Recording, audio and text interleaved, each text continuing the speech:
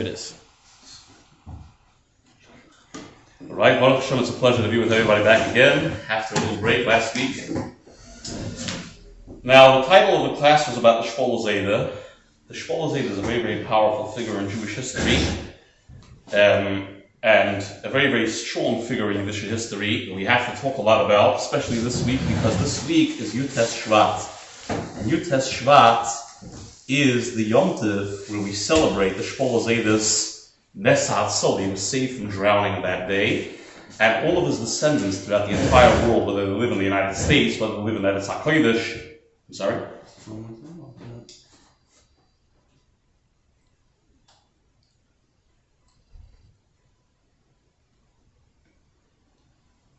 Sorry?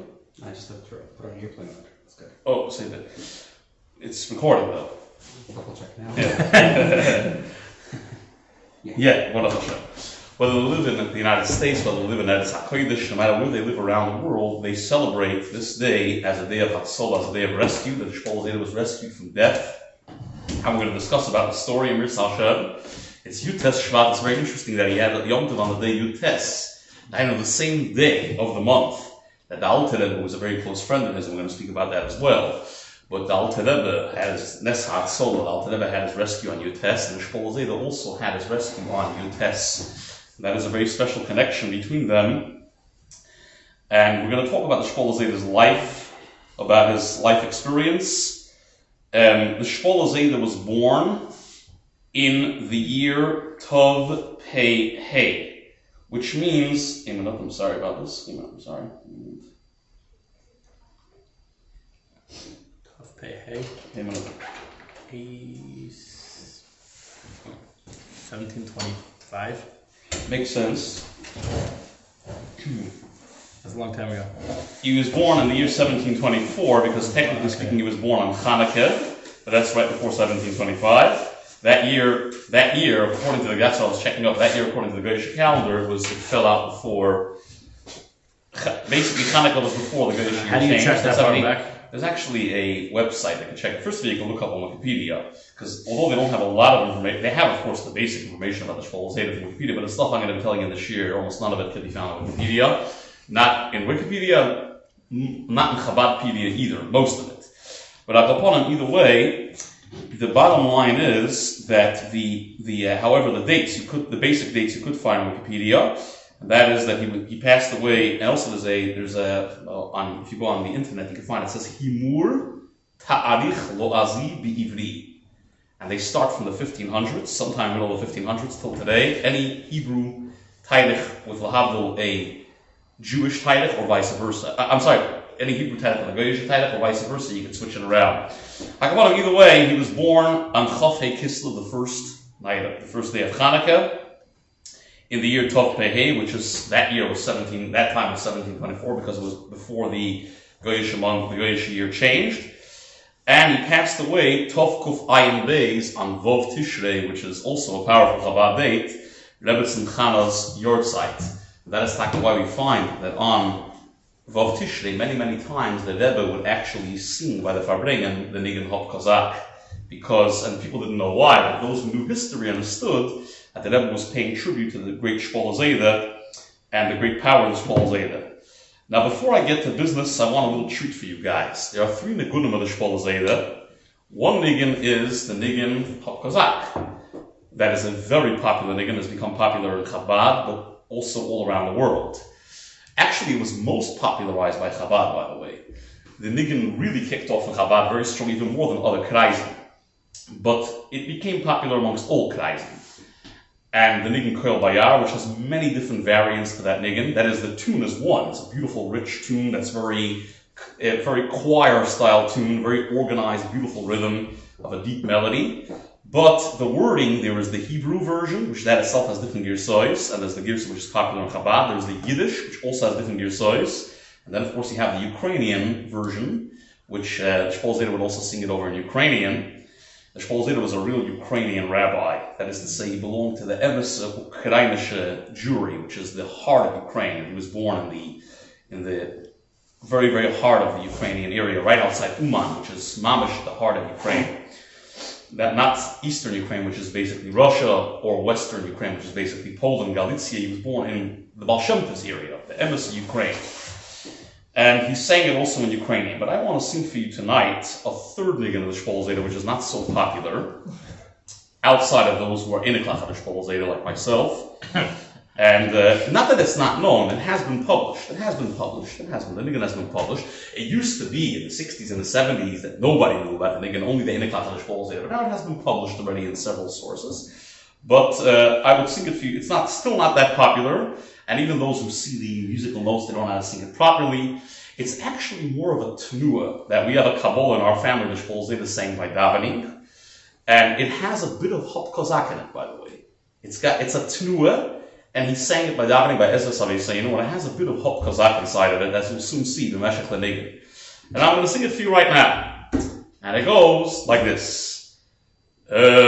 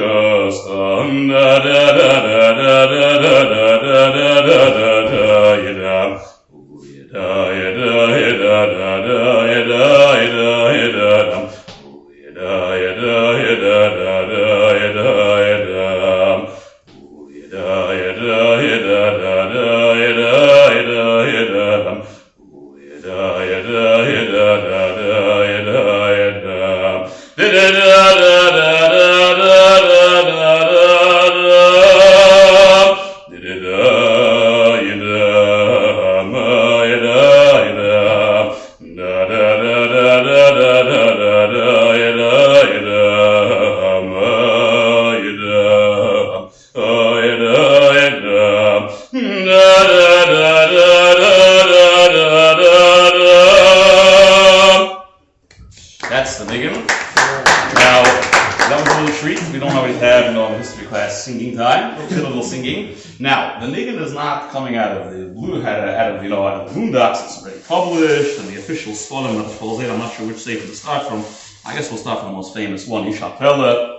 The nigun is published. You can see the nigun standing alongside the other famous Nigunim of the Shpoler Zeide. But like I said, the musical notes are not well known amongst people that are not descendants of the Shpoler Zeide, and even those that are descendants of the Shpoler Zeide, many of them don't know how to sing the nigun properly. I heard from my father, who taught me from my Zeide exactly how to sing the nigun properly. Here you have over here the different nigunim from the Shpoler Zeide here. You have the nigun Kel Bayar, you have the nigun, another version for Kel Bayar. You have other nigunim that show over here. Give me a second. They probably might have the other nigun as well. Let's see if they have it. They should have it. Yeah. Here they have the nigun Hop Kazak, and here they have the nigun Ezras Avui Seinu. You see they show the nigun. Whoever knows how to read musical notes, pass it around. So again, the nigun didn't come from Jupiter. And first of all, it's a Kabbalah in my family, so it's obviously true Baruch Hashem. We have Baruch Shem Shtaki Kabbalah and Shpoler Zeide, but the nigun hasn't been published. But again, people don't know how to sing it properly. And I sang it now very accurately, the way it was properly given over. Like I said, as you heard, I'm sure you heard a little bit of the Hop Kazak woven into it. But this is a third nigun of the Shpoler Zeide, or if you want to call it a third tenua of the Shpoler Zeide. One girsa even says that it might be another variant of Hop Kazak, another girsa of Hop Kazak. But I don't think we have to go that far. I think we could just say simply that it's another version of, that it's a third nigun of the Shpoler Zeide, Gishmakandi. So now you know there's a third nigun of the Shpoler Zeide. Now let's get to some historic facts about the Shpoler Zeide that I'd like to discuss tonight. So first and foremost, where do we know about the Shpoler Zeide from? We know about the Shpoler Zeide, the Iker, more than anything. We know about the Shpoler Zeide from a sefer which I have in my hand called Tiferes Maharal. Now the sefer Tiferes Maharal was authored by a great rabbi from Poland by the name of Yehuda Yudel Rosenberg. And Yehuda Yudel Rosenberg was a rabbi who lived around the year. By the way, this sefer was actually published in the same year as the Ayin Beis was. Tafresh Ayin Beis. Tafresh Ayin Beis is 1912. So he lived in the early 1900s. He was a very powerful rabbi, a tremendous golem. What his connection is to the Shpoler Zeide, we actually tried. My father tried contacting people who knew Yehuda Yudel Rosenberg. That is, not people themselves who knew him, but my father tried contacting the sons of Rabbi Hirschsprung, the great Rosh Yeshiva from Montreal, they're his sons. Rabbi Hirschsprung himself, the great Rabbi Hirschsprung, he knew the Yehuda Yudel Rosenberg very, very well. So if anybody would know what the connection between the Shpoler Zeide and the Yehuda Yudel Rosenberg was, or I'll just say the Yudel Rosenberg, he would know, but nobody knows. It remains a mystery. He was not a name called the Shpoler Zeide, but he had a moededike geschmack in Sipurei Tzadikim. Now, some of the Sipurei Tzadikim he wrote are questionable. We're not knocking them. He wrote the famous book about the Goylom. All the Golem stories, Father Thaddeus, and the Butcher, and the Kozlovsky brothers, and the whole Golem take comes from the book Niflois Maharal, Asher Osos HaGoylom, the wonders of the Maharal that he made the Goylom, and that, of course, is the book written by the Yudel Rosenberg about the Goylom of Prague. Many historians have questioned that book for many, many reasons, seemingly because he mentions names there that do not exist. Like, for example, Father Thaddeus doesn't show up in any of the documentation of the city of Prague. They have all the bishops that existed seemingly from medieval times or from Renaissance times. And there's no Father Thaddeus over there. No, they haven't found such a guy. And many, many other questions that show up on the book. However, the Gedolei Yisrael, including the Lubavitcher Rebbe, when questioned about the book, the Rebbe's reaction, and this is a Ksav Yad, the Rebbe's reaction, you can find it online, by the way. I believe in Chabadpedia, Erech Goylom, you can find over there the Ksav Yad. They show the Ksav Yad. And the Rebbe says, I do not want to discuss whether the book Neflois Maharal about the Goylom is true or not, because it's mamash not nageya. But do not tell me the Goylom did not exist. The Goylom is a fact. And my father-in-law the Frierdiker Rebbe saw the remainder of the Goylom in the Aliyas Gag, in the attic in Prague. The Frierdiker Rebbe went up, but the Knesset Rebbe Shabbat to daven a lot for him. He climbed up to the Frierdiker Rebbe and he saw the remainder of the Goylom. And therefore it's a real thing, so don't you try to tell me it's not real. It's emes azach. The Rebbe pointed out that even the Goyim in Prague and all the surrounding villages believe in the story of the Goylom, which means it wasn't made up by the Jews. Are the secular stories and the secular historians like to doubt the Goylom all day long. They make a living off doubting the Goylom. Right. You understand? The Goylom was enough Goylom to pay them a full living for doubting the Goylom. Aside from this book, there's no more story that can verify this. There's all the Gedolei Yisrael verified. Throughout the ages, all Gedolei Yisrael are documented as mentioning about the Goylom. As a matter of fact, the fact that the Maharal made a Goylom was a common belief by all Gedolei Yisrael, especially amongst the Chassidim. And even the Shpoler Zeide himself is quoted as mentioning about the Goyim. So there are sources that predate. And over there, there are detailed accounts. The Rebbe does not confirm or not confirm that the book about the Goyim. Why am I talking about this if I'm not supposed to be giving now a class about the Goyim? I'm talking about it because there are those that wanted to question other books that the Yehuda Rosenberg wrote. Now, we know that some of his books were clearly included in fiction. For example, he has a whole story about the man, the Avnei HaChoshen, the stones of the Choshen. You probably read it as a kid, where the guy stole the stones of the Choshen and his face became black. And the whole story of the stones of the Choshen gave him power, but it also brought him into melancholy, and eventually he had to return it. He had to return the stones, and then he stole, and the more he possessed the stones, the more evil demons were coming upon him and making him crazy. And the Goyim was involved in that story as well. And that story is clearly above Maisa, because it says that the guy went in and he took a picture. He took a picture of the stones of the Choshen. He took a picture. And it says Nichnas in photograph. There was no such a thing in existence in the time of the Maharal. So that story is for sure made up. And it's okay, because many rabbis used to make up stories in Europe and write them in special books which they called Volksliteratur, folks-literature. And included in that is a lot of interesting stories that do not have historic basis 100%, but they would write it so that the kids, instead of reading Shtussim, should read Jewish in Yonah. Yeshaila is that also applies Jewish folks literature. A famous example for that would be Marcus Lehman, who took real historic information but added on Kol Minei Bavamaisis, including writing that the Rosh is the Maharami Rottenberg's son-in-law, which is Poshet Givaldik, doesn't it? It does have a source from the Kedei HaDoros, but it's a mistake. Marcus was a Golan Oilam in Torah. So he's not a son-in-law? But he's not a son-in-law. He was his Talmud Muvak, and he got most of his Torah from the Maharami Rottenberg. That's historically documented by the Rosh himself. You don't have to look for other sources. We have the Rosh's own words. I mean, it's good enough. But I'm saying the reality is that the Rosh was not his son-in-law. If he was, he would write that. He did marry a woman, and he didn't marry a woman by the name of Sarah. He married a woman by the name of Yette, which is a classic Yiddish name. That was the Rosh's wife, Yette or Yente. It eventually became Yente. Originally the name was Yette. Either way, the reality is that there's no luck for that. Marcus Lehman did historic fiction. Rabbi Yehuda Rosenberg also did historic fiction. By the way, the bulk of Rabbi Yehuda Rosenberg's writings do not deal with historic fiction. He wrote the Sefer Yodesh Nedorim al Hashas, which is the Goyinish Sefer on the Masechta Nedorim. All those who study Masechta Nedorim, it's like the Pnei Yeshua for them. Like Moshe, a Sefer Midachas Yodim, they constantly study that Sefer and look at that Sefer. He wrote the Sefer Sha'ari, so you had Torah, and many other Givaldik Sforim. He was a tremendous Gaon. He wrote many Tshuvas on Halacha. He was also the first rabbi to pioneer Tshuvas on electricity and Halacha, which is a big revolution. That is, we're talking the early 1900s. He passed away, if you want to, he moved to Montreal, by the way. That's how he knew Rabbi Hirschman. Well, he knew him from Poland as well, but I could look it up right now. He passed away sometime in the 20s, it was probably the 30s. I believe the 20s, but he moved to Montreal, das Weisland, that's a W. For those who study the history. He passed away in 1935. Like I said, 20s and 30s, yeah. In Montreal, Canada. He was a tremendous Gaon and an incredible scholar. Now, what people want to say is that perhaps because some of his stories were like Marcus Lehman style stories, historic fiction, perhaps that applies to all of his books, and that's a very big mistake. That's a disgusting mistake also. The Rebbe did not want to confirm or not confirm the validity of the Sefer on the Goyim, but you should know that I myself saw in the Sefer Eitzel HaGdolim. No one can accuse of not being a big historian, because Eitzel HaGdolim is a massive set of Sforim. It's blue books. Massive. It's one of the largest sets, if not the largest set of biographies in Gedolei Yisrael. It just doesn't end. It's an unending set. And it includes not only Rishonim, but it includes Go'onim, Rishonim, Achroinim without an end. It just doesn't include Tanoim and Aviroim, but it includes Go'onim, Rishonim, and Achroinim. It's an incredible, massive magnum opus. And in that set, Eitzel HaGdolim, he writes about the Goyim, that the Goyim is for sure true because Gedolei Yisrael accepted it.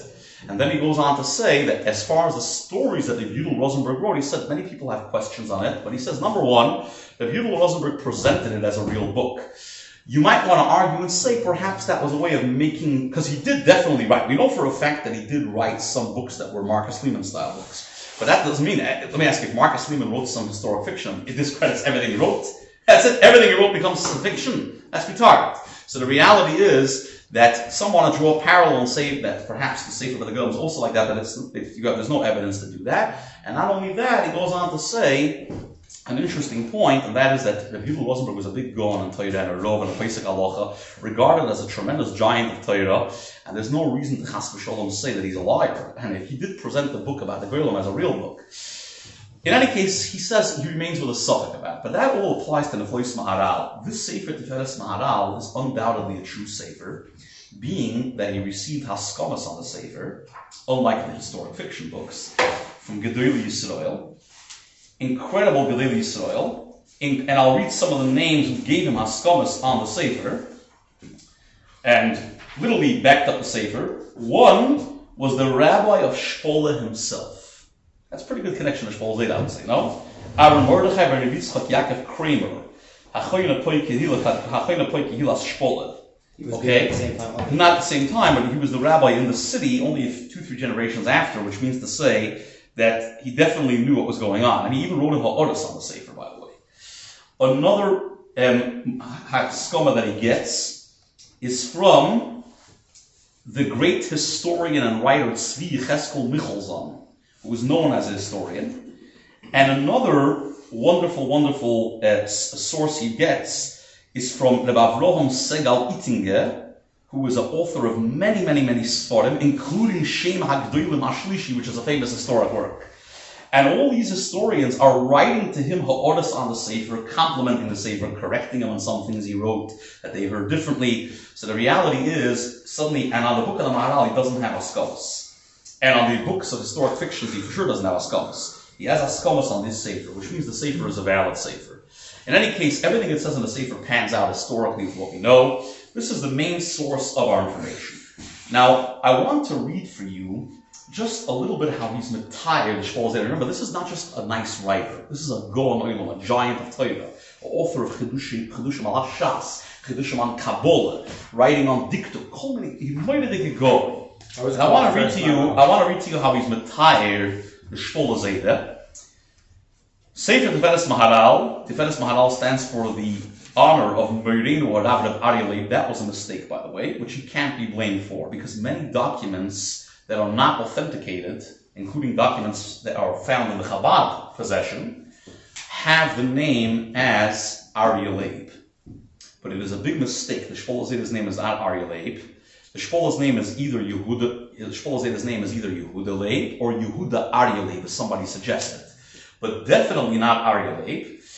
The explanation for why those documents have the name as Aryeh Leib is because they come from the Gniza HaChersonis, the Chersonic Gniza. I don't know if you ever heard of the Chersonic Gniza, but about the Rebbe Rashab was in touch with a certain scholar who basically was the Gniza HaChersonis was a whole Gniza of Sforim that was found in Kherson in the 1900s. And I'll tell you exactly when it was found. Gniza HaChersonis.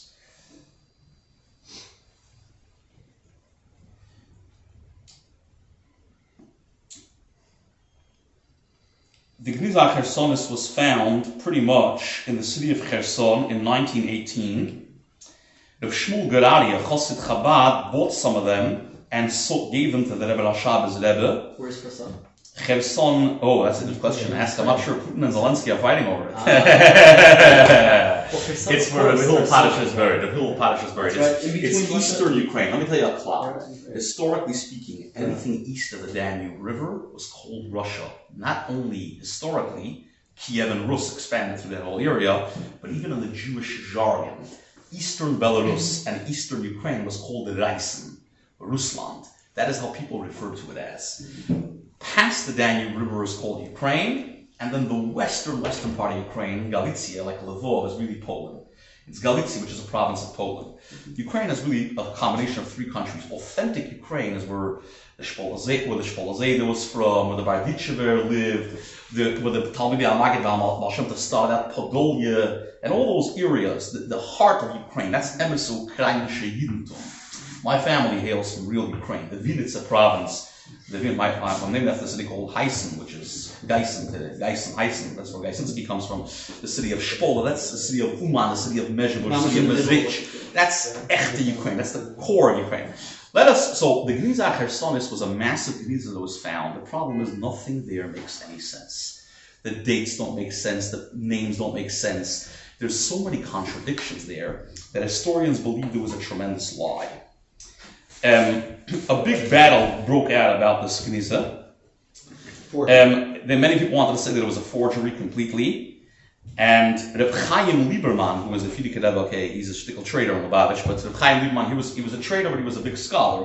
Listen, the good things he did are not going to get wiped away just because he became corrupt towards the end of his life. It's a sad story with him, but we remember the good things that he did. He was a great scholar, a great historian, the librarian of the Fidik Rebbe, and he timed it as Befedish Sheker. Many people timed it as a Sheker. The Rebbe and the Rabbeim had an interesting opinion. They timed it wasn't a complete Sheker. They timed it that the person who basically documented these documents, which basically who's that? He was an interesting character. Give me a second, I'll tell you. I might be able to find his name. His name was Naftali Tzvi Shapiro.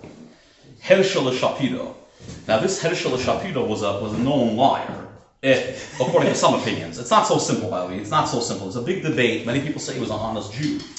It isn't clear. One thing we do know, the Rebbe's shita about the Knesset Chersonos is clear. You can be makabel the general ideas, but you can't be makabel the details. So names, places, and dates, the Knesset Chersonos offers nothing to you. Because the Rebbe says what happened was like this. They were quickly trying to transfer information. Because they didn't have computers, they were transferring the information and made terrible mistakes. They made mistakes in dates, they made mistakes in names, they made mistakes in places. So therefore, general information you could accept from it, but the details you can't. The Fidik Rebbe published many shtiklach of the Knesset Chersonos in the Atomim Journal, which means that it is not completely unaccepted, but as the Rebbe lays the criteria that you can't be medayek from it. You cannot be medayek from it. Most historians today discredit it. Chabad is the only Jewish group in the world that does not discredit the Knesset Chersonos, but we do say that it is questionable. Now in the Knesset Chersonos, the Shpoler Zeide is named Aryeh Leib. The problem with this document, if I have that book for a moment, is that the document makes no sense. Because supposedly, the Shpoler Zeide is writing a letter to the Degel Machane Ephraim. Now the Degel Machane Ephraim was a generation younger than him. The Degel Machane Ephraim was a doyer younger than the Shpoler Zeide, which means to say the Shpoler Zeide is his senior. The Degel Machane Ephraim's name is Rabbi Moshe Chaim Ephraim Nisdilkov, born 1748, Mezhebush, Ukraine, and passed away 1800. He was a grandson of the Baal Shem Tov, and he wrote the famous Sefer Degel Machane Ephraim. Now, in the letter which is published, the Shpoler Zeide writes to him with great humility. Hein emes shetzoyer onichi liyomim. Behold, that I am younger than you. What? The Shpoler Zeide is younger than the Degel? Last I checked, when was the Shpoler Zeide born? Shpoler Zeide was born 1724. Now, what's before? Correct me if I'm getting this right. 1724 or 1742? Having a hard time figuring it out. So bottom line, obviously you understand yourself, that's Mezuyif Mitaycha already there. Lie number one. Not lie number one, mistake. No, I'm sorry. We do accept the general information, and it could be that the story behind the letter is true. But the details are definitely not. So he says, Hein emes shetzoyer onichi liyomim mikvei tirusasai. Behold, I am younger than you. Neira yoyer, may your candle shine. Aval gam olai olo il malchus shamayim v'sadikim ani yorei. Mekitzer, he speaks over there a whole thing about a certain shoichet. And that shoichet, he tries to remove that, basically, one second, give me a moment. He speaks about a certain shoichet that was removed from his position of power. It was a certain shoichet that was removed from his position of power. And basically, the Shpoler Zeide was basically telling the Degel Machane Ephraim, please let me know before you do such a thing. Please let me know before you remove a shoichet from power in the territory in Ukraine, in my area over there. Please let me know before you remove a shoichet from power. I respect your decision. I'm not going to argue on your decision. I respect your decision. But I'm asking you to please let me know next time you do such a move. The Shpoler Zeide would never talk that way. Anybody who knew the Shpoler Zeide, he was fire. And he didn't bend for anybody. He wasn't afraid to take on the Baal Shem Tov's family. He took on a Baruch Meshach head on. He took on a Nachman of Breslov head on. He was a descendant of the Baal Shem Tov. He was not afraid of anyone. And everybody was afraid of him. He was considered the most dominant Rebbe in Ukraine at the time. And therefore, for him to write behold, I am little and I am small. Again, it's not a lie, it's a mistake. Like I said, I'm not going to say it's a lie. I'm going to say it's a mistake. However, I do want to tell you something interesting. Even the Rebbe, when the Rebbe accepted the Ksovim of the Gnizah Chersonis, it seems like the Rebbe only accepted the ones that the Frierdiker Rebbe published. Lav Dafka, the Rebbe is accepting all the Ksovim of the Gnizah Chersonis. So therefore, once again, we are left with a lot of question about this letter. This letter, he signs his name as Aryeh Leib Mishpoler. This letter obviously is inaccurate, but it is an accurate letter, which is found in the Rebbe's library from a Ksav Yad Maitik, from a Ksav Yad of a person who copied it over. And over there, the Shpoler Zeide criticizes the fact that rich people are not giving any tzedakah. And he says that, he writes like this, Acharei Re'osi, Shahanegidim Leibo Alachosam Kemina Kol Achenu B'nei Yisrael, after I saw that the rich people refused to sign on a Magdus of tzedakah, which was made by the Shneir Zalman ben Yekusiel, by Shneir ben Yekusiel Zalman Barditchever. You know who Shneir ben Yekusiel Zalman Barditchever was? Basically, Yekusiel Zalman Barditchever is the chassan of the Mittler Rebbe that married the Mittler Rebbe's daughter, Sarah, right? His son was Shneir. Why was he named Shneir? After Zeide the Alter Rebbe. He made a magbus of tzedakah. It was a massive magbus of tzedakah that was made to help the poor people throughout Ukraine. And he writes like this. And it was a shtar show, basically, giving these gedolim the right to collect the tzedakah. And basically, if you take a look over there, here we actually have over here, by the way, the letter. It's published in the Sefer Isha Pele, Perek Shnei Masa, the 12th Perek. It's found in the Rebbe's library. It's a Ksav Yad Maitik, but an accurate Ksav Yad Maitik, copying directly over the original manuscript. And over there, he says, the Kvoid Advoineinu Merina Varavino Harava Yoshi Shechosid Butzino Kadisha Kvoid Kedusha Shem Shemoi Merino Yehuda Leib. Yehuda Leib, it says. Neiro Yoir Magid Meishorim Nikila Kadisha Nikila Shpolia. And then at the end, the Shpoler Zeide ended up being very upset because nobody gave tzedakah. So the Shpoler Zeide writes like this: Acharei Re'osi Shahanegidim Leibo Alachosam Kemina Kol Achenu B'nei Yisrael. After I saw that the rich people did not sign their names and give tzedakah, Vayehikim et Sachik B'einayim, it was a joke in their eyes. Losur Lehem Menucha is Shever Yisrael, to move to just be calm and relaxed when Jewish people are broken hearted and suffering. Be'emoyer Sholem Yili, when they say peace will be to me, he's being poetic. Lazoi Samarti. I'll let them choose what they want. Let them do whatever they want. I'm clean. And then he writes over here, so once again, he calls himself Yehuda Leib. In addition, there is a tshuva of the Shoylu Meishiv, the great Rabbi Yosef Sholem Lottenzon, Rabbi of Lvov, and the whole Galicia, who was a Gon Adir in Torah. We're talking about the same kuf as the Mittler Rebbe. And he writes a tshuva to the Yaakov, the son of the Shpoler Zeide, backing up his position as a leader in the territory of Shpoler, and that nobody should try to move him out of his position.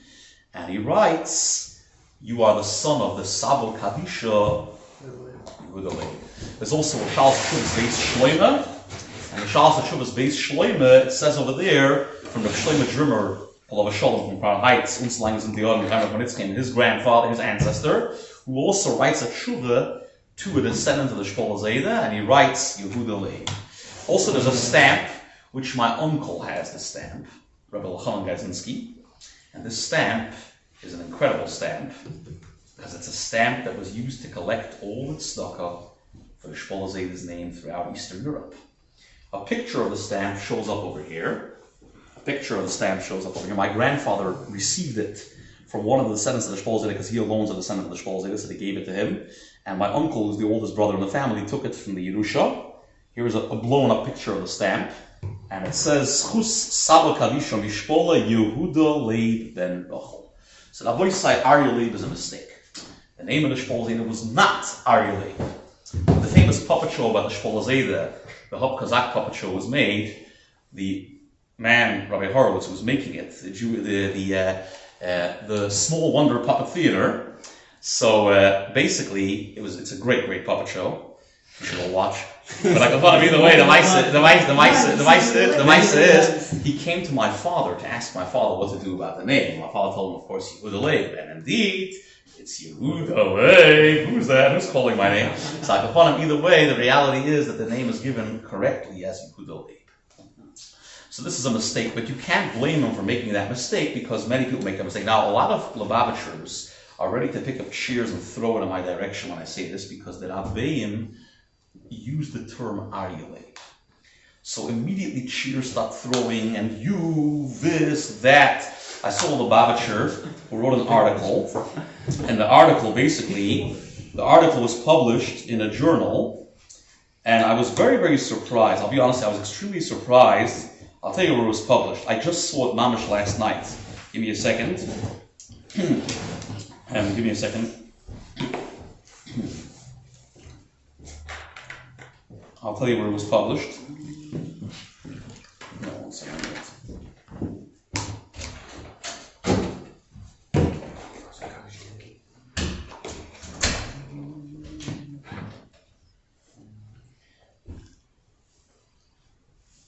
It was published in a journal by Rabbi Moshe Levi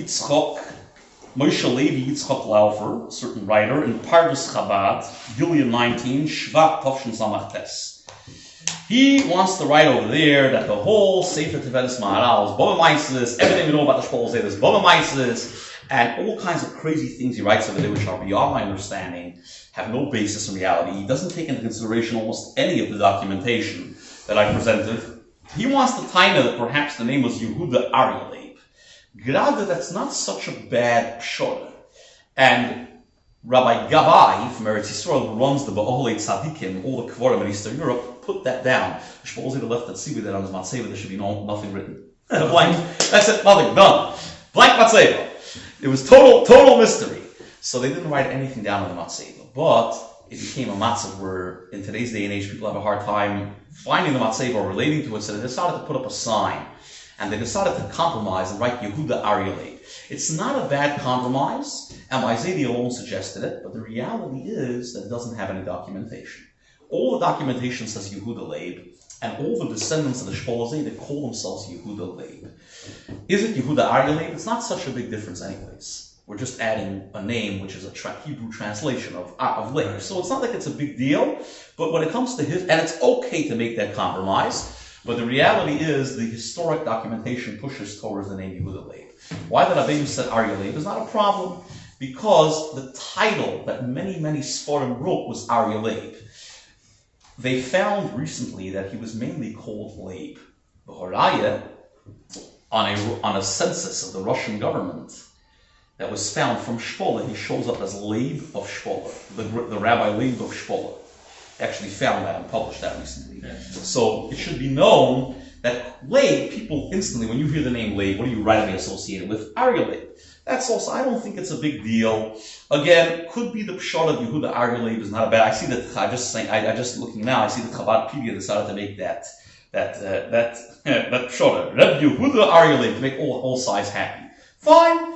You want to stick with that, but the reality is the documentation and the historic facts seem to imply the name Yehuda Leib.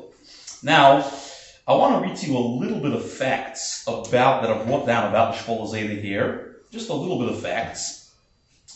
One is, he writes like this. He says that, I'm going to read just one keta, okay? One small keta. He writes like this. And I'm going to go through it quickly. He writes a bunch of Toyarim in the Shpoler Zeide, a bunch of beautiful Toyarim. He writes, like all kinds of titles. I'm going to skip the titles, they're very powerful titles, but this is what I wanted to get to. After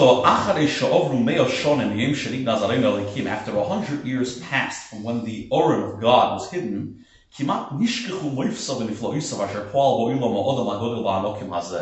it has almost been forgotten the great wonders that this great man, Shpoler Zeide, this giant of a man, has influenced in the world. But his name and his memory is not forgotten. Everybody knows that there was in the world a Shpoler Zeide, equally to the way they know that there was a Baal Shem Tov in the world. Which means that at his time throughout Eastern Europe, the Shpoler Zeide's name was a common name that everybody spoke about constantly. He goes on to say something incredible. but what was a little bit was forgotten, how he covered with his wings. Al Knesset Yisrael Kinesher, Yifaris Knofaval Gezolov, like a bird guarding it's like an eagle guarding its little birds. The guilty takes the goya by no one should touch them. He protected all the Jews in this area. And then he says something else interesting which I wanted to add. The gam lechol ha'amim asher b'medina ha'ohu v'nichbad me'oid v'korol b'shem Dyadek or Dyadka, which means grandfather. That or Dyadushka, different names. Not Dyadushka's grandmother, but B'kitzer in Babushka also. So Dyadushka's grandfather, Dyadushka's grandfather. So in Ukrainian it's Dyadka or Dyadek, which basically means to say the Goyim also called him grandfather. That's an interesting historic fact that Abdul Rosenberg is writing that before the war, around the year 1912, the Goyim in Ukraine used to still speak about the Shpoler Zeide. Well, the Jews all spoke about Shpoler Zeide, but that in earlier generations, the Goyim also spoke about him, that everybody knew who he was. And very, very interesting concept. But it's mashma perhaps from his words that even in later generations, there were still Goyim who remembered the memory of the Shpoler Zeide, but definitely in earlier generations, all the Goyim knew about him. He was the talk of the town. How did he get the epithet Zeide? And how did he get the title Zeide? So we're going to speak about that in a minute. But bottom line, you should know that the Shpoler Zeide is a very, very powerful figure. I'm going to read to you a few stories of the Shpoler Zeide which are very geschmack, unique stories that you're not going to find in any other source. I'm only picking stories that you're not going to find in any other source. There's an entire book of stories over here. Please feel free to buy these books. Shpoler, Tiferes Maharal. These are very big. Tiferes Maharal is a big basis for Shpoler. Shpoler is a much more revised edition by the great scholar, Rabbi Menashe Miller from Eretz Yisrael, who was a great historian. The whole back of the Sefer was written by my grandfather. They reached out to my grandfather. Actually, the one who reached out to my grandfather was Shlomo Karlebach's brother, Naftali Herz Karlebach, who ran Mochen Zecher Naftali. No, I'm sorry, Naftali Herz Karlebach. I'm sorry. Elachayim Karlebach, who's a son of the father of the Karlebach, was Naftali Herz Karlebach, and they made Mochen Zecher Naftali. They published all kinds of sponim about the Shpoler Zeide. So we have over here the stories about the Shpoler Zeide in the back. So he reached out to my Zeide and he asked my Zeide to give information. My Zeide wrote a whole addition to the book in the back. There's some pictures of my ancestors here as well.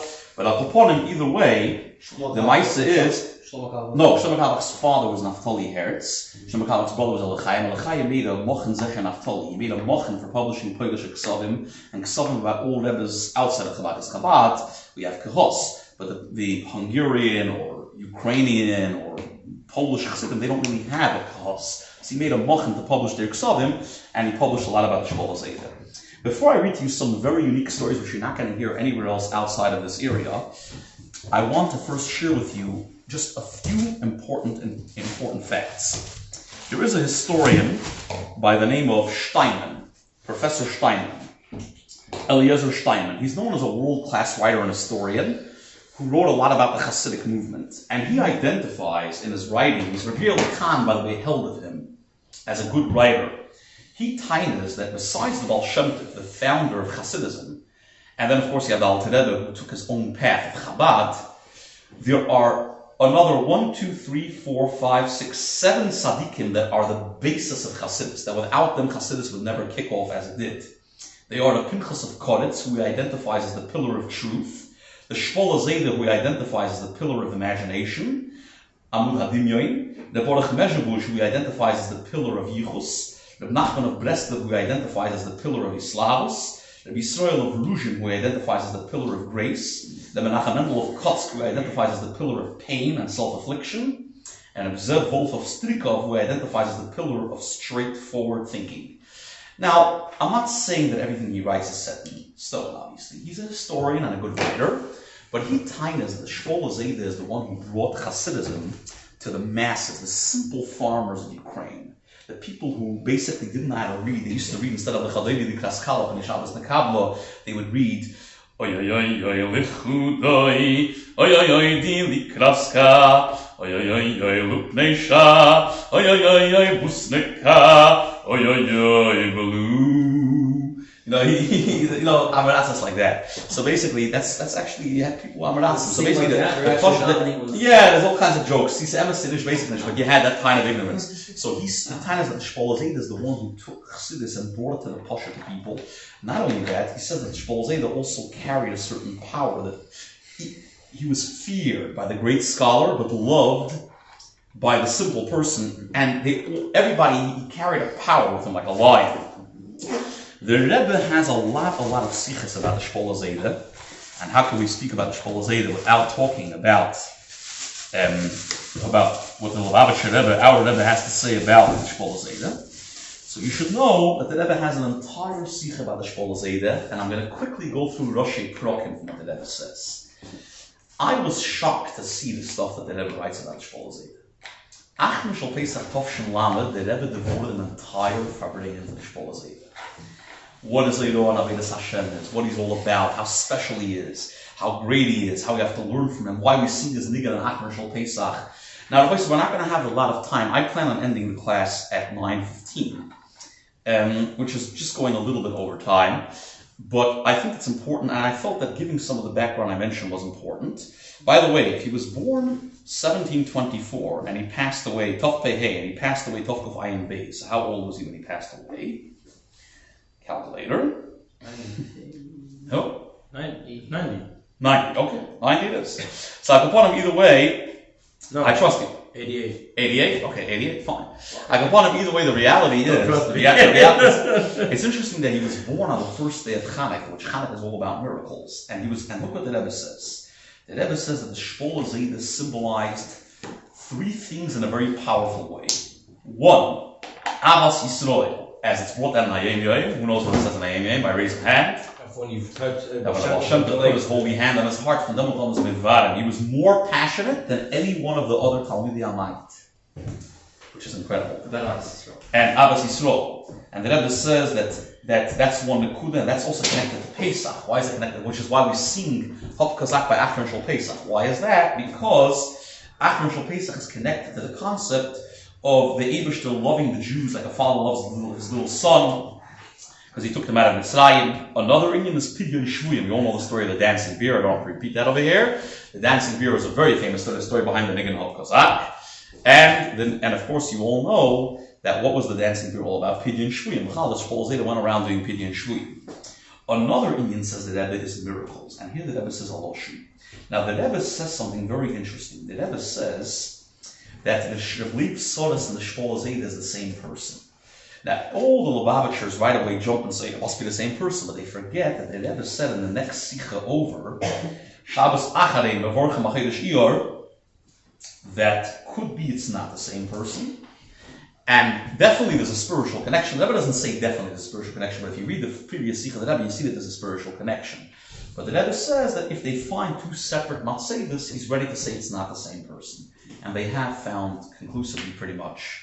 Why pretty much? No, I shouldn't say pretty much. They found conclusively. Historians did research and interviews, and the Oholei Tzadikim, which is an organization that is mumchim, professionals in finding Kibbutz Tzadikim, have found conclusively two separate Matzedas, and therefore there's no reason to say it's the same person. It's ridiculous to continue insisting it's the same person after we have all the information we have. And the Rebbe himself never said it's the same person. The Rebbe said himself in the next Sikha, I'm ready to say it's two different people if you find two different Matzedas. Why make tzadis for no reason? I don't understand where people get this attitude that medarf as ich ein action of Narishkeiten.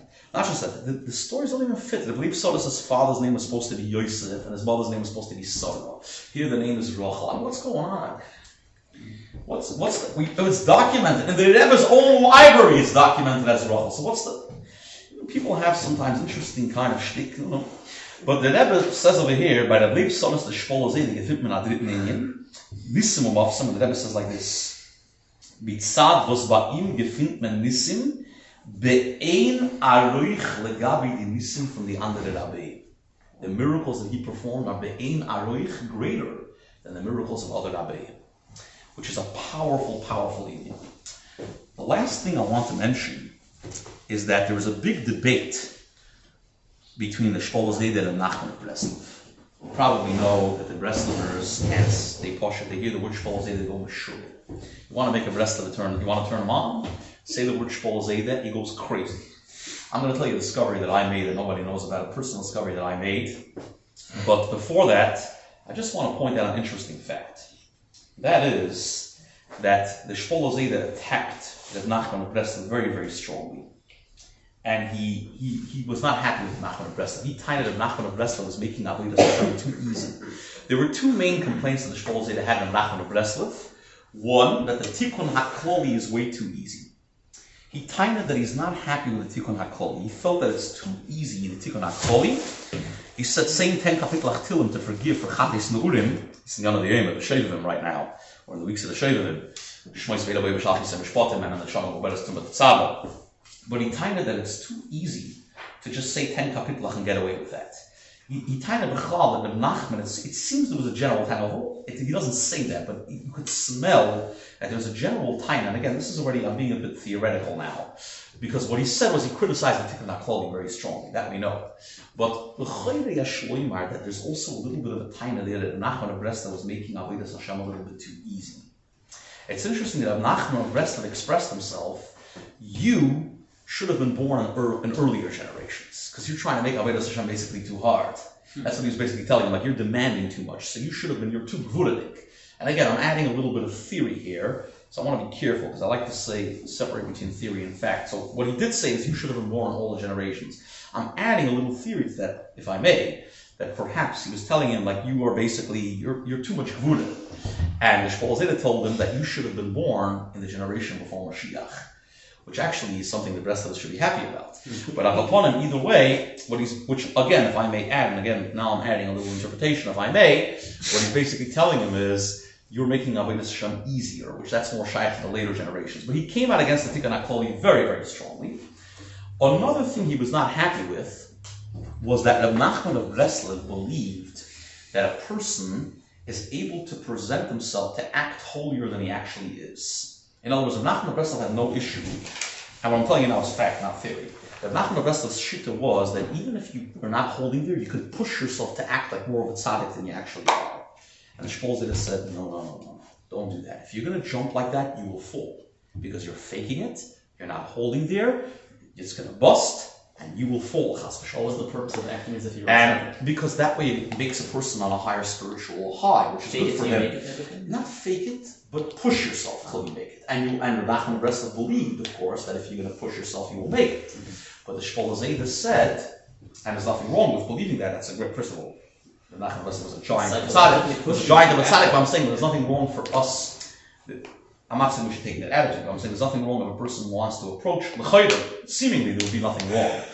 According to the Shpoler Zeide, there is something wrong. But l'chayda, from a logical perspective, without thinking too much into it, why not? That's what I'm saying. L'chayda, without thinking too much into it, why not? Jump and try to strive to a higher spiritual level.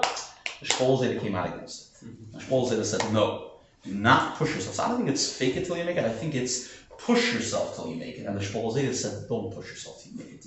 Work gradually. Be honest with your situation and work gradually. The Shpoler Zeide was very, very, very upset at Nachman of Breslov. He was very, very sharp. He said very, very sharp things. And there was a big battle between them. The great God, Reb Shimon Zelchover, Reb Shimon Horowitz Engel Horowitz, who was the Rosh Yeshiva of the Yeshivas Chachmei Lublin. He was the teacher of Rabbi Vosner, the teacher of many of the authors of the Rambam La'om, the teacher of many of the Gedolei Olam that built Torah in the generation after the Holocaust, the so-called Holocaust, Rahman al-Islam. He was because they thought they brought darkness upon the Jews, but they didn't succeed. They didn't succeed in bringing darkness upon us. They thought okay. When you say the Churban of Europe, that's not so clear. I'm saying the word Holocaust, that they brought darkness upon us. We don't say a good brought darkness. You know that in Yiddish they never use the term Holocaust. They use the Churban Europa, the Churban of Europe. Shoya's darkness. Shoya's darkness and cloudiness. So we don't want to say. The Rebbe didn't really use the term Shoya. The Rebbe did not use the term Shoya. When the Rebbe did, he said Azay Gerufene. Yeah, the Welt ruft the Son, Azay Gerufene. Because the Rebbe didn't want to say they brought darkness. And the truth is, we should use the term the massacre or genocide, the great genocide of European Jewry, because that's what it is. It's the greatest genocide in world history of European Jewry. Hashem even done. The Rebbe never said Holocaust. No, he never used the term. No. And if you use the term Shoya, you would say Azay Gerufene, Ruf the Son, exactly. Now, So most of those who built Yiddishkeit after the Holocaust many of those, not most of those, many of those who built Yiddishkeit were all from the yeshiva of Chachmei Lublin. Now, in the Rosh Yeshiva, who was a Gaon Olam, and was considered one of the three biggest Bikiyim in his generation. The Rabbi Chover was one, Rabbi Yosef Zecharia Stedman was a second, and Rabbi Shimon Zelichover was the third of the three biggest Bikiyim. Of course, we're talking outside the Rabbeim of that generation. He was a Gaon Olam in Torah. He refused to leave his community during the Holocaust and was killed together with his community, Al Kiddush Hashem, yeah. In the Sefer Naharei Eish, which collects talks that he gave to his Talmidim, so basically, they spoke to him about what his opinion is about this whole situation with the Shpoler Zeide and Nachman and all that stuff. They asked him what his opinion is about this matter. And basically, he said the following statement. Give me just a second, please. Hang on up.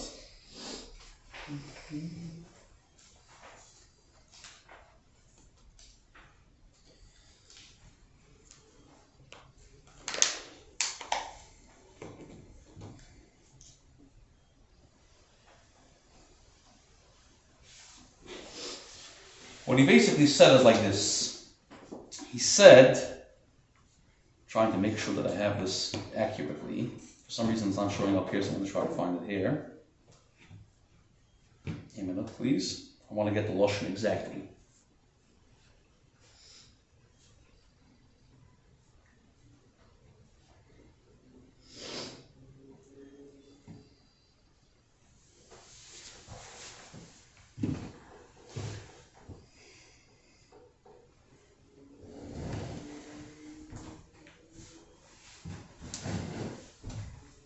Moment.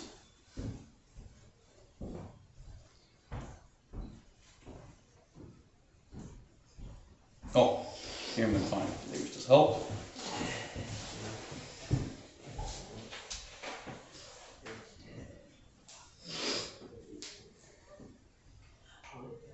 So the Kitzur, what he said is like this.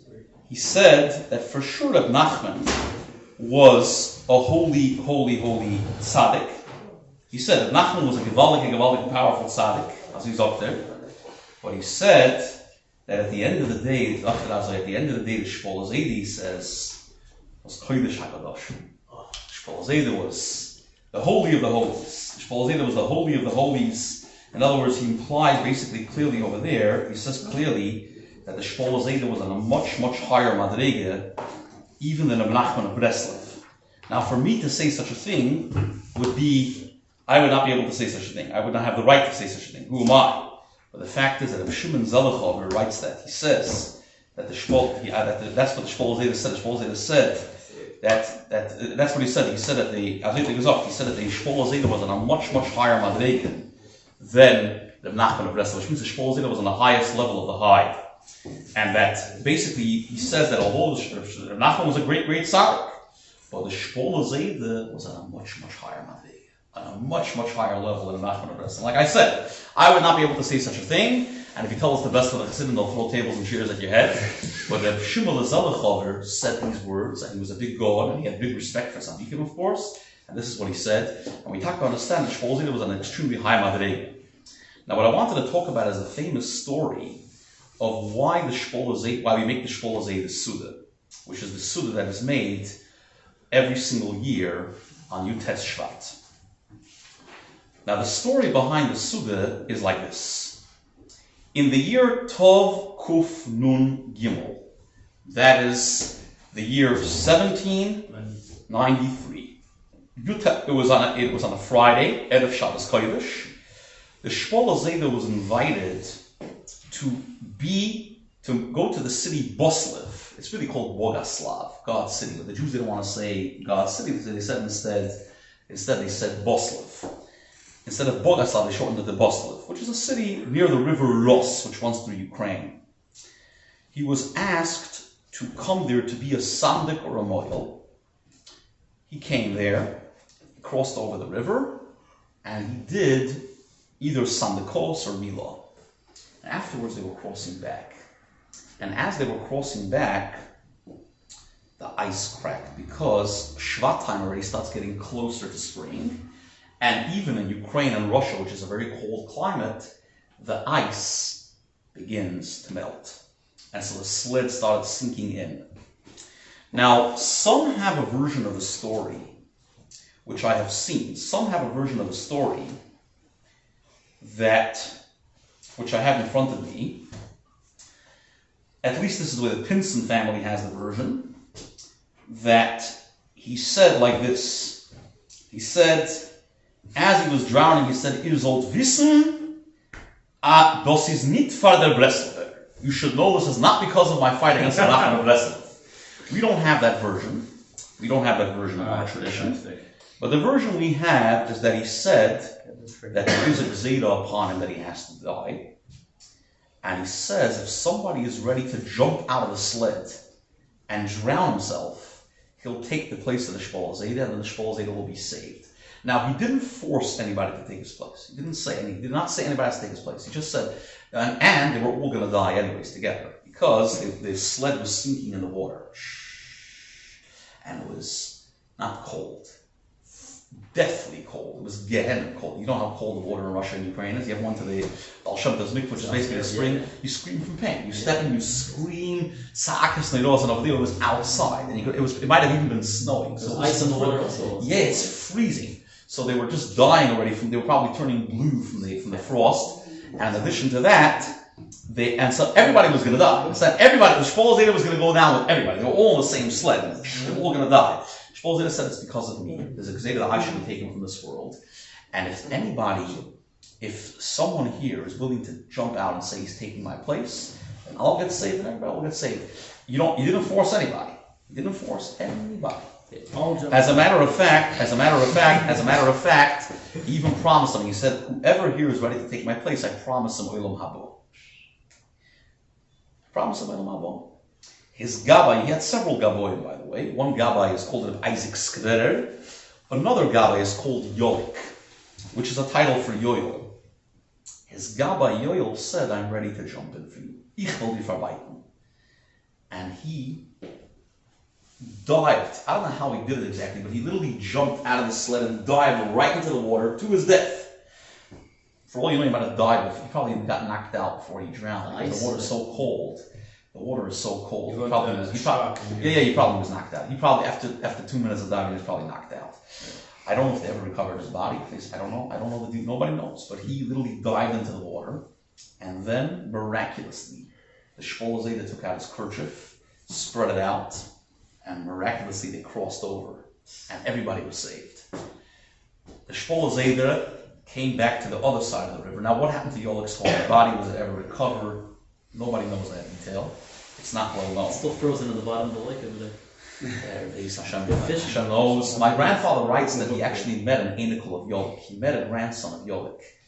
And they're very proud that their ancestors saved, the Shpoler Zeide. By the way, who knows a similar story that happened in Chabad? Excellent. Very good. Rebbe Zeide Leah taking the place at Alter Rebbe. It's a very, very famous example. The Kitzer, the Shpoler Zeide had the custom, so she did the same thing. She literally, but over there, the Alter Rebbe didn't ask someone to take his place. That's the difference. Alter Rebbe did not ask someone to take his place, but she alone went over and said she's taking the place. And could be the reason why over here the Shpoler Zeide asked is because everybody would drown with him. It wasn't just about him. If he was going to go down, everybody would die. So Yolik didn't, first of all, saving the Shpoler Zeide is good enough, but Yolik didn't only save the Shpoler Zeide, he literally saved the entire group. And I imagine that there was at least 20 people in that huge sled, because it was a huge sled, it was a big sled. If not 20 people, then 15. If not 15, at least 10 for sure.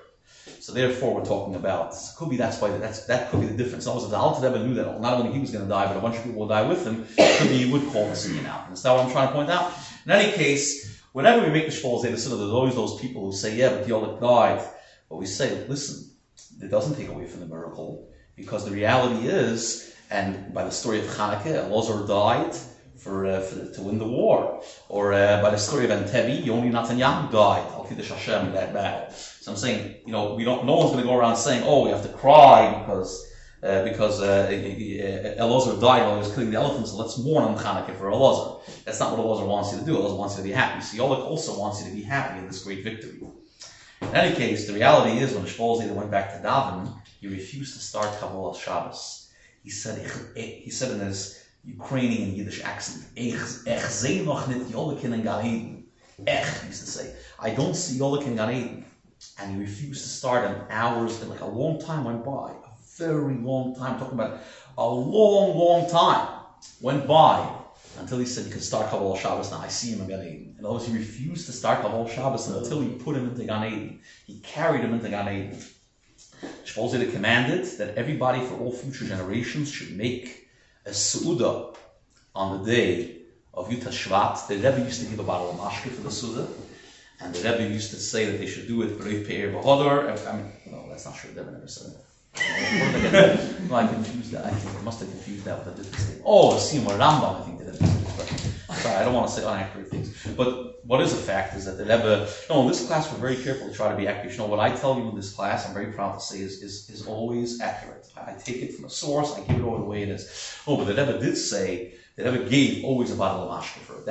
And not once in a while, on a yearly basis. On a yearly basis, the Rebbe gave a bottle of mashke for it. And the Rebbe would give it to the Sheikh at Kalmanson, his Sheikh at Rabbi Kalmanson, the great Rabbi Kalmanson, who also made the wine for the Rebbe. And he was married to a Geisinsky. He married a Geisinsky, that was his kesher to the Shpoler Zeide, and he was involved in the coming to Shpoler Zeide's Suda. Now, the Shpoler Zeide was very, very close with the Alter Rebbe. There was a strong kesher between them, a very, very loving connection between them. There's a lot of powerful statements. The Shpoler Zeide once told the Alter Rebbe, the Baal HaTanya, and the Baal HaShulchan Aruch, he said like this, and this information, it's important to give over where this information comes from. This information comes, one second please.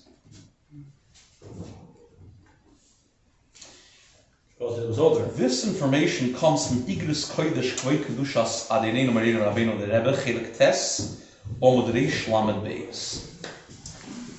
Omud Reish Lamed Beis. So the Rebbe brings down over there that Shpoler Zeide told Alter Rebbe, hat angeheben schreiben nach Sefer Shel Tzadikim und die Welt kann das nicht vertrauen. You began to write a Sefer Shel Tzadikim. You probably know that the Sefer we have in Alter Rebbe is the Sefer Shloveinen. But he said, you started writing a Sefer Shel Tzadikim und die Welt kann es nicht vertrauen. The world can't handle it. Seien es öder geworden Kitrugim im Himmel. There are Kitrugim in the heavens that it should be destroyed. Not destroyed, burnt. It should be burnt. In other words, it should be elevated like a mizbeach upward to heaven because the world can't handle it. Uposku should be sorif, and they paskin that should be burnt. And he finished off va'ani a'ale ve'uisei lahav hashamayim. I will ascend with this flame up in heaven. And indeed, the day that it was burned was Vav Shvat Tov Kufayim Beis, 1812, 1 year before the Alter Rebbe, passed away. The big fire. That was It was Vav Tishrei Tov Kufayim Beis, and that is Alter Rebbe passed away. And Yomul was a Sreifa Liadi, and the Sefer Shel Tzadikim was burnt. And on that same day, the Shpoler Zeide passed away. So it was in Skayim, the Shpoler Zeide said, I will ascend with that flame up to heaven. We don't have one shred of that. Not one shred of that exists. Not one shred of that. The Shpoler Zeide was once located. I'm going to say two more stories, and with that we're going to finish. I'm sorry? We're going to find out why it was called Zeide? Yes, we're going to find out why it was called Zeide.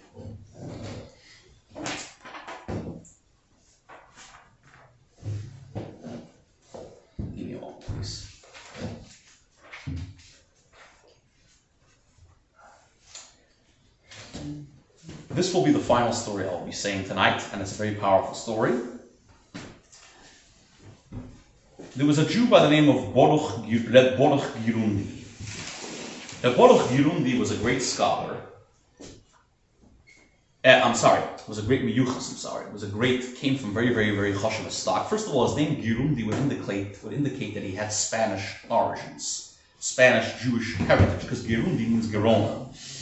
We don't know exactly which Spanish origin he had. Was it a grandmother or a grandfather? There's some kind of Spanish heritage there. Nobody knows exactly, because the name Gerundi indicates that. But we know that he was a Einekol Maharal of Prague. Whether he was Ben Achar Ben or not, we do not know. But we know he was a Einekol Maharal of Prague. By the way, incidentally, while we in Chabad accept that Alter Rebbe was Ben Achar Ben from Maharal of Prague, most world historians do not accept that. We don't care what they say. We know what the truth is. But the Friedrich Rebbe says what the truth. But you should know that according to the Sefer Beis Rebbe and according to many historians, Alter Rebbe is not Ben Achar Ben from the Maharal. They have a pasuk Ben Achar Bas Achar Ben Achar Ben from the Maharal. But we don't have it that way. We have the Yichus Ben Achar Ben, and that's how we stick with it. That's the truth. The Shpoler Zeide, I don't know if he was Ben Achar Ben or not. Let's face it. I don't know. But we do know that Reb Baruch, his father, settled in the province of Uman and opened up an inn. Now, he did not have any children. He didn't have any children. He tried very much to do acts of goodness and kindness, and he opened up a beautiful inn which had two separate entrances, one for the men, one for the women. He was very careful with sneeze, and he had a minhag that anybody that came to the inn with a worn-out horse, he would buy him a new horse, which costed him a sugar amount of money. But this was a minhag that he did, like a new car. It was a minhag he did in order to help out Yidden. Now, basically, in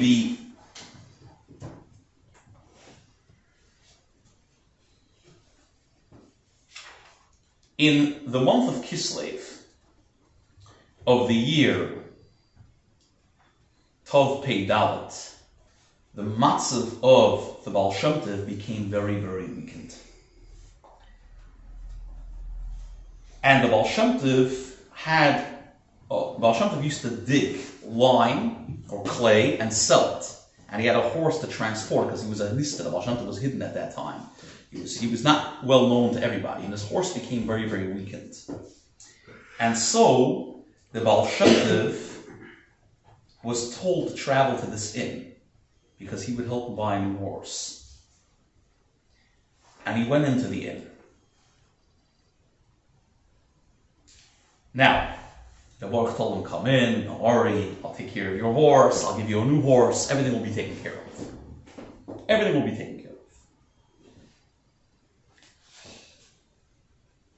of. It was Chatzois Laila of a Shabbos. It was a Shabbos night. Now, we're not sure which day in Kislev it was. It might have been Toldus, it might have been Vayetze. I don't know which Shabbos in Kislev it was. I'm not sure. But it was one of the Shabbos in Kislev, that we know. It was midnight, and he looked out of he had a huge yard, and he lived in a house, and then across was the inn. And the Baruch, Gerundi, looked out of his window, and he saw a huge flame of fire coming out of the inn. He right away freaked out. He ran, grabbed buckets of water. He screamed. He woke up his wife, he woke up the servants, he woke up everybody. He ran, quickly put out the fire. And as he comes close, he sees there's no fire at all. He was shocked. No. He began to realize that there's actually a shine that looks like fire coming from a room. And in saying something, you have to be in a very high motivation to see that. So the Kitzer, he walks, okay, we're going to finish off. I'm going over time, it's 9:20 already, I apologize. Forgive me. I'm finishing with the story. The Kitzer, he comes, no, I'm trying, but it's difficult to squeeze all the info into 1 hour. It's Pashat Shver. He comes to the room of the Baal Shem Tov. He traces the light, till he goes to the room of the Baal Shem Tov. And he hears from inside, Nehi Bechi Samrurim, he hears a crying. What was the crying? Tikkun Chatzos. Now you probably know that Shabbos by night. No, I'm sorry. No, I realize it can't be Chas Shalom. It's impossible. No, forget. I'm sorry. It was Motzah Shabbos. No, I see. I made a mistake. It was Motzah Shabbos. Moitzoy Shabbos, they not Shein Alim. I'm sorry. Moitzoy Shabbos, because you can't say Tikkun Shabbos. You only say Tikkun Rochel. You don't say Tikkun Leil. Tikkun Leil is the part where you cry. Tikkun Leil is the part where you cry. Tikkun Rochel is the happy psukim of the Geula. So it was Motzah Shabbos. Now everything's working out. So he came over to the room, and he heard Tikkun Chatzos, and he heard the crying of the Baal Shem Tov, and the Baal Shem Tov's screaming about the Golus. He fainted, and his body hit the floor quite hard. The Baal Shem Tov opened the door and woke him up. And he told him what happened. So he told him, what do you mean what happened? You're obviously a hidden tzaddik. I saw the fire coming from your room, which turned out to be a shine. Then I come here. Then he said, listen here, I looked through a crack in the door, and I actually saw a man standing there. He was a tall man with a long white beard. He was standing right near you as you were doing the Tikkun Chatzos. There must be something here. And the Baal Shem Tov told him, listen here, you should know that you obviously have a special schus that you saw this, because to see such a thing, you must be in a very high madrega, so you too have a very high neshama. The man that you saw near me was the Maharal of Prague, your ancestor. And it was Nigzar, the Maharal of Prague, that his neshama should come back down to this world again. And because it has certain things that it has to accomplish in this world that were not accomplished yet. Excuse me. And it's brought down that when a neshama of a tzaddik has to come back down again in this world, it prefers to come back down into one of its descendants' bodies, because the body of a descendant is closer to it. And therefore, the neshama of the Maharal of Prague is going to come back down in your son's body, and you will have a son. And your wish that you wanted for so many years to be Niskayan is going to be fulfilled. You will have a son, and that son will be a very, very great tzaddik. And then he told him like this. He said, you should name him after the Maharal of Prague, which is another proof that the name is Yehuda Lev, not Arya Lev, because the name was Yehuda Lav. Lav is lion in the Czech language, or Love is lion, which is similar to Lev. So you should name him Yehuda Lev, Al Shem the Maharal of Prague, his ancestor. Then he said like this. He told him that make sure that by the bris, I want to bench the boy.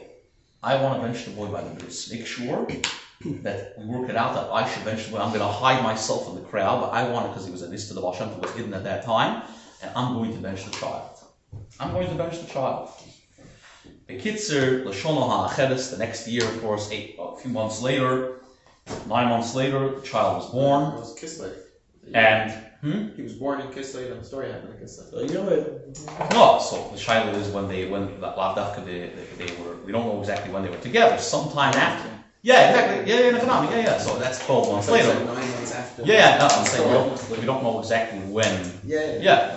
The point of it, you don't know exactly when the miracle began to unfold, but at a certain point in that time, the miracle began to unfold, and the Shpoler Zeide was born the next year, the first night of Kislev, the first day of Kislev, because it's Chanukah. Now, after Shachris, they went to make the Bris Milah, and the minhag was that the kvater with a child, the kvater that would hold the baby in his hands, he would walk between the crowd afterwards, that they should bench the child. So what he did is, normally they went through, they would walk through the center of the crowd and people would bench the child. But here, the kvater walked also between the poor people. That's why the Baal Shem Tov was hidden. Disguised as a regular person. The Baruch recognized him, but he was disguised as a regular person. And the Baal Shem Tov placed his hands on the child, on the head of the child, and he said, Aman Amoritz. And I don't know how to give beautiful brachas in Lashon Kodesh, but I remember that when I was a child, my father taught me the pasuk in Chumash that says, the Avraham Zokim. What does Avraham Zokim mean? Ov is a father. Zokim is a Zeide. Avraham Zokim means that Avraham Avinu is geworden unser Zeide. He became our Zeide. I give you a bracha that you should be a Zeide for Klal Yisrael. Everybody in the crowd instantly started laughing. But a hilchige gelechte, not stam laughter. A hilchige gelechte, a very powerful laughter. Allem gelacht and gelacht, it was so cute. And ever since then, they started calling him our little Zeide. Our little Zeidele.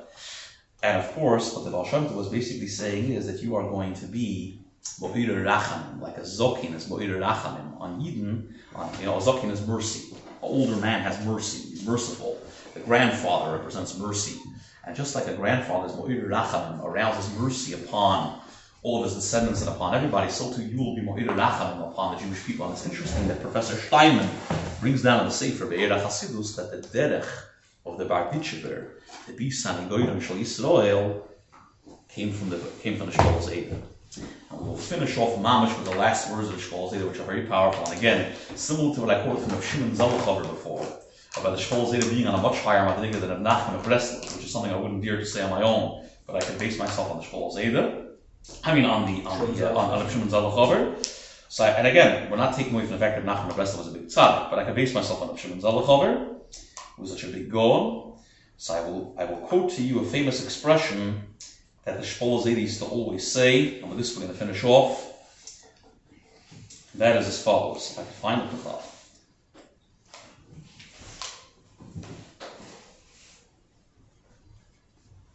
Here. The Boiner Shalom, he said like this: Willst nicht bringen Moshiach? You don't want to bring Moshiach. And then some Gersayis have that he said, Tzaddikim in previous generations asked you to constantly bring Moshiach, and you said, and you keep on not bringing him. You're pushing it off. Willst nicht bringen Moshiach, and you don't want to bring Moshiach. Ich schwöre dir bei meinem Wort und Peis. I swear to you by my beard and my pace. As es wird kommen a Zeit, it's going to come a time, wenn wir es nicht wollen kennen, nicht dich und nicht dein Moshiach. There will come a time when people are not going to want to know not about you and not about your Mashiach. God forbid. Und erst dem, I'm adding, God forbid, we shouldn't have to come to this. Und erst demot, wirst du müssen bringen. And then you're going to have no choice but to bring him. Now, of course, we don't hope that we should come to such a stage, God forbid. But nevertheless, already today you have so many people that Pasha don't believe the Mashiach comes, not anybody from Chabad or any from Eden, but so many Jews out there have given up on Mashiach. Many Jews have convinced themselves that Theodor Herzl is Mashiach, Chas v'sholem, or David Ben Gurion, David Green is Mashiach. Other people convince themselves that Wall Street is Mashiach. The bull on Wall Street is Mashiach. Joe Biden is Mashiach. There's all kinds of. He's Chamoyrish on Mashiach. But I can want either way. The Maisa is the bottom line. Rabbi said the bottom line. Already today, we see that we're in a matzah today. Rahman Islam, where so many people are losing their faith in the concept of Mashiach. So many people are losing faith in the concept of Mashiach. They're losing faith in the whole concept, which is a terrible, terrible thing. So we turn to Hashem when we say the great tzaddik, the Shpoler Zeide, asked you to bring Mashiach, bring him already. Let's hope that it's Chus Tzaddik Kadisha Mishpola. I just want to mention my yichus to him very briefly. As I need to mention Chus Avos, I'll mention the Shpoler Zeide had a son of Yaakov, who had a son of Baruch God, who had a son of Moshe Adam, who had a daughter Pessi Vidal. Hashem Yikim Dama, she was killed by the Ukrainian freedom fighters that were fighting for Ukrainian freedom. Semyon Petliura and his hordes, Machshamam. Ukrainian freedom always went together with massacring Jews. Don't ask me why, but Bogdan Khmelnytsky was fighting for Ukrainian freedom and massacred Jews. Semyon Petliura was fighting for Ukrainian freedom and massacred Jews. The Nazi Azov Brigade is fighting for Ukrainian freedom, and they are not letting them work, but they would love the Chas v'sholem, Chas v'sholem, they not letting them, of course. And the Nazi Zelensky is busy following Koyim. And America has to pay how many billions of dollars, and I don't want Russia to take over Ukraine. I'm not asking for violence. No Jew wants violence. Chas v'sholem, we don't want anybody to die. But come on, make a stupid settlement. The people of the eastern province of Ukraine, of the Donbass, voted to be under Russia, and they're all Russian speaking. They all have cousins in Russia. It's a small province anyways. Give them the province and make a peace treaty and end it. Chutzpah Gemoyo, how much billions of dollars? America would rather. No, this was a real vote. All right, so here's Pessi Vidal had a son, Benzion, who had a son, Moshe Adam, who had a son, my father, who has a son, my father, and myself, which makes me the Etzem in my generation from the Shpoler Zeide. The Iker is, we should all be Zeichet, that Meshus the Sabbath Kadisha Mishpola, we should be Zeichet Hake, the God of Golos, Hop Kozach, Steve from Biadma. Amen.